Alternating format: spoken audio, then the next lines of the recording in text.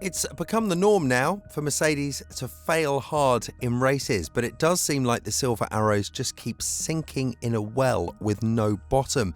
The Australian Grand Prix should have been a testing ground for further upgrades to the car throughout the course of this season, but instead it turned into a nightmare for the Brackley side as they somehow managed to draw out the worst possible scenario. What does this mean now for their season, and can the team recover?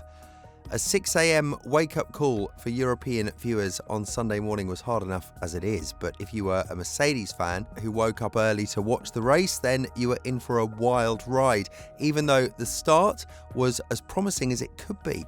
In a scenario which we see extremely rarely these days, Verstappen retired due to braking issues, leaving the door wide open, or not, for another driver to take the victory. This was a massive chance for Mercedes to prove that they can compete with the likes of Ferrari and McLaren, but the once reliable machine is now a shadow of its former self, as Hamilton was forced to retire on lap 17, adding a few litres of oil to the ongoing raging fire which is the Mercedes 2024 season. Hamilton had attempted an alternative strategy, starting on the soft tyres from P11 on the grid compared to the mediums of the cars around him, as he radioed into the paddock to report an engine failure. "I didn't feel the power unit failing, it just went in one go," said Hamilton afterwards. "I didn't feel it coming." Definitely frustrating because it was so early in the race. It was open to be able to progress forwards and on a different strategy to everyone, but these things happen. I'm still enjoying working with the team. Of course, I'd love to be fighting for wins and actually finishing races. That's never a great feeling when you come over this way and you don't see even half of the race. But what I know is that we will bounce back. We will eventually get there. We just have to continue to chip away at it. He later admitted that this is the worst start of a season he's ever had, which could not have come at a worse moment for the team, but a good one for himself personally, as this will be his last season with the Silver Arrows. And from the perspective of the Maranello team, it simply doesn't look like they will have a rival in Mercedes, not only this season, which is becoming a certainty at this point, but also for 2025, when the 7-time world champion will be driving in red overalls. However, when it rains, it pours, and Toto Wolff's side experienced this in its full glory.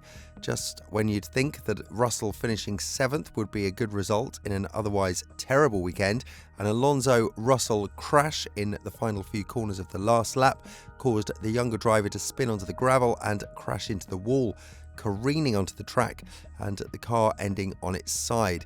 At the beginning, it was a bad sight, but Russell confirming that he was okay. And even though Alonso was later punished with a 12-second penalty, it didn't soften the blow the Silver Arrows had got. Russell told the stewards that Alonso's manoeuvre was erratic as it took him by surprise, with the resulting lower downforce at the apex of the corner causing him to lose control and crash. In a team radio message that was not broadcast at the time of the incident, the anxiety Russell felt while stranded in a precarious position was portrayed as he kept screaming that the race should have been red flagged because he was basically in the middle of the track, but only a virtual safety car was dispatched. Luckily, nothing scarier happened after that and everything ended well.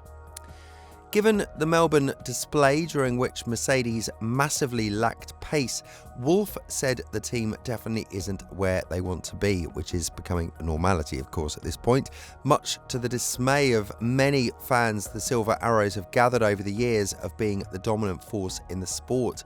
The Mercedes Motorsport boss said, "There were times in the race where we massively lacked pace, and then there were times at the end when you compare like for like, we were doing okay, still not where we would want to be. But you could see in the second stint, Fernando on the medium tyre, we couldn't come anywhere close. The lap times looked like a second of the McLarens. Then suddenly the last stint, when we went for it, not worrying too much, the lap times were competitive. Not a match for Sainz, but it was much better." He then continued that he wanted to punch himself in the nose after that performance, a sight that would definitely have been very interesting to see because the desperation is more than evident. So clearly we started the season in the belief that this car is better than it was last year. Then you look at last year and look at these guys. Leclerc crashed out and Sainz was 4th and got relegated to outside of the top 10 because of a penalty. Now they are 40 seconds ahead of us. So obviously on one side, I want to punch myself on the nose. But on the other side, it is also a testimony of that when you get things right, you can turn it around pretty quickly and you just got to continue to believe. But at the moment, it is a very, very tough time. The dire situation in Mercedes is further represented after Wolff stated something that was unthinkable up to a few months ago when he questioned his future with the team, saying that if someone had a better idea of who could come and improve the team, he would be the first one to accept it and discuss it.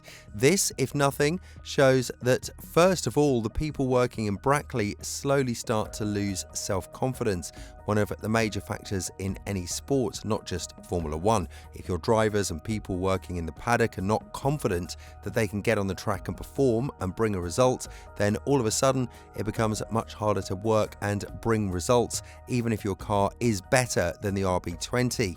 Despite the fact that Mercedes experimented this weekend and were not aiming for a decent result, the fact that both of your drivers didn't finish the race, albeit it wasn't their fault, shows that the team once again did not deliver the slightest improvement and is in pretty bad shape both in terms of race pace and consistency, which is much more important in today's sport. How will the team improve? It's going to be very interesting to see, because while the rest of the teams like Ferrari and McLaren continue to improve and get closer to Red Bull, Mercedes not only doesn't, but it really does look like they're regressing, which is just not acceptable for a team with such high aspirations. What is interesting is that Mercedes now sit in 4th with 26 points, but what is even scarier for the Silver Arrows is that they're now constantly getting beaten by teams who are their engine customers, like McLaren, and even Lance Stroll was going to beat Russell if the latter didn't crash with Alonso. So it's not like the engine is the problem for Mercedes, but rather the way the car is developed, and with almost zero understanding of this era's regulations, the Brackley side is in a very precarious position, one of which I do not think they'll manage to get out of this season. If, as Toto says, the Mercedes problem is physics, not organisational, then why can't the team organise itself and see where the problem lies to try and fix it and give the fans and themselves a proper season? Or it might well be that Mercedes have scrapped this ground effect era and are focused on the 2026 one, with rumours going around that them and Ferrari are currently having the best developed engines.